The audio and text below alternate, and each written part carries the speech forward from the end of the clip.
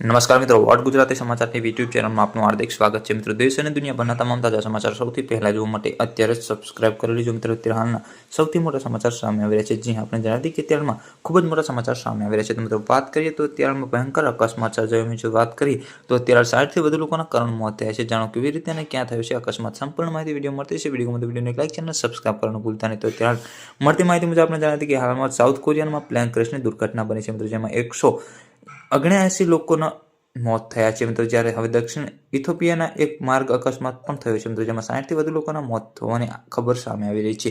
સ્થાનિક આરોગ્ય અધિકારીઓ આ માહિતી આપી છે. મિત્રો, રાજધાની